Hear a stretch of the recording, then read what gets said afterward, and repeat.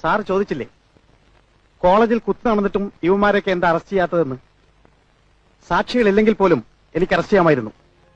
പക്ഷേ ഈ നാട്ടിലെ നിയമങ്ങളുണ്ടല്ലോ, അത് വെറും ഓട്ടക്കലമാണ്. നീതി ചോർന്നു പോകാൻ പഴുതുകളിട്ടിരിക്കുന്ന ഓട്ടക്കലം. ഒരു കൂട്ടത്തല്ലിനിടയിൽ ഒരുവൻ കൊല്ലപ്പെട്ടാൽ ആരാണ് കുത്തിയതെന്ന് തെളിവുണ്ടാവില്ല.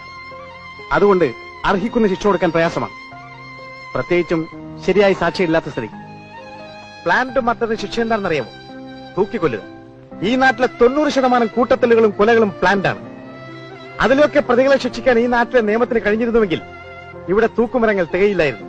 എന്നിട്ട് വിമാനൊക്കെ പിടിച്ചകത്തിട്ട് വല്ല ചെയ്യാന്ന് കരുതിയാ ഇപ്പൊ കണ്ടില്ലേ, മോളിൽ നിന്നൊരു ഫോൺ വരും, വിട്ടേരെന്ന്. എന്ത് പോക്കത്രം കാണിച്ച് ആര് അറസ്റ്റ് ചെയ്താലും അവരെല്ലാം ഓരോ പാർട്ടി പ്രവർത്തകരായിരിക്കും. അത് തേച്ചു മാറ്റിയാലും ഓരോ പാർട്ടിക്കാർ വരും, മിനിസ്റ്റർമാരുടെ പ്രൈവറ്റ് സെക്രട്ടറികളും.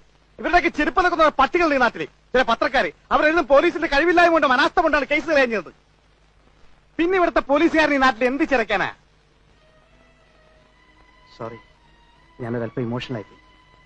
കാക്കിയിട്ട ഇമോഷൻസും സെന്റിമെന്റ്സ് ഒന്നും പാടില്ലെന്നാ. പോലീസുകാരെന്നൊരു പേരേ ഉള്ളൂ. ശരിയായിട്ടുള്ള കള്ളന്മാര് ഞങ്ങളാ, ജീവിക്കാൻ വേണ്ടിയാ.